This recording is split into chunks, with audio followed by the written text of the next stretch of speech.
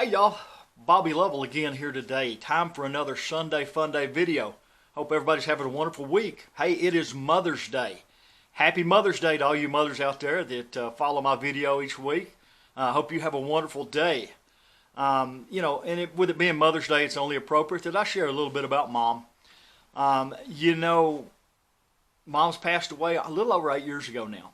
She spent the last 2.5 years of her life living with us, with Gail and I and the kids. And some of those 2.5 years were challenging, to say the least. Mom suffered with some dementia. And so you never quite knew what was going to come out of Mom's mouth or the stories. And she had some vivid recounts of some stories that I'd never heard from her childhood and other times. But every morning I would get up and I'd take her a cup of coffee and take her breakfast about 7 o'clock. And most mornings she would be asleep. But one particular morning when I opened up her bedroom door, she's sitting up on the edge of her bed. She's got the pillowcase off of her pillow, folded up nice and neat in her lap and holding it.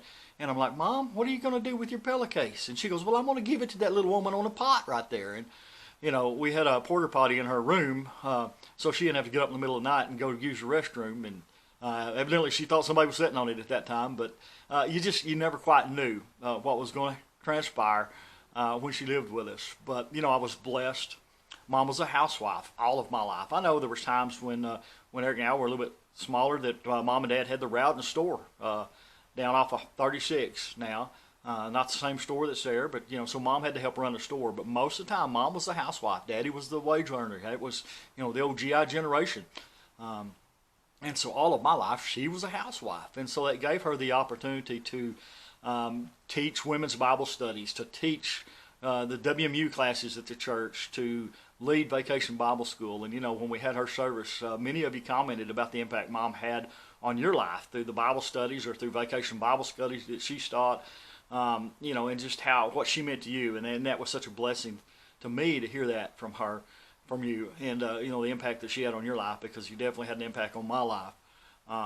Many of you have been able to go on a walk to Emmaus, and one of the things that whoever sponsors that particular person to a walk always asks people to write a thought and a little letter to the person going on a walk. And Mom's sponsor asked me to write a letter to Mom for her to read towards the end of her walk. And in high school, I can remember vividly one time I'm driving up in my old pickup, still had my old 70 model Ford pickup, and it had been a thunderstorm afternoon in the spring, and there's a rainbow that's coming over, and it's literally, the end of the rainbow is right there, just right at the edge where I park my pickup every day. And I'm pulling up there thinking, teenager, oh boy, there's a pot of gold right here.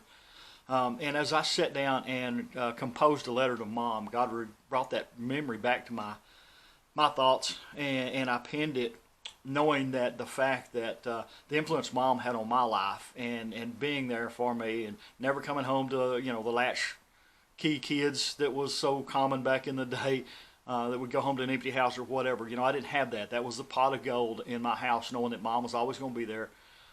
She was there fixing breakfast at 7 o'clock every morning. She had lunch ready at 12, and generally right after 5, when Daddy got home, we ate supper, and then we went and did something else. And just the consistency of that. And so I shared that with her. The pot of gold, it was more than just looking for a pot of gold, but that rainbow was telling us about the pot of gold, just in the unit of our family, our knit family. And one other story I want to share before I close out this Mother's Day Sunday Funday. Daddy, I can remember every Mother's Day, Daddy always had Kelton's Flower Shop. They delivered on Sunday morning on Mother's Day a orchid corsage that Mom would put on and she would wear proudly to church there at First Baptist Church Baird every Mother's Day Sunday. Daddy, even after he had retired and they'd even moved across the plains, I know this is something Daddy continued to do. He gave her an orchid corsage on Mother's Day every year. I can remember that just like it was last week. Hey guys,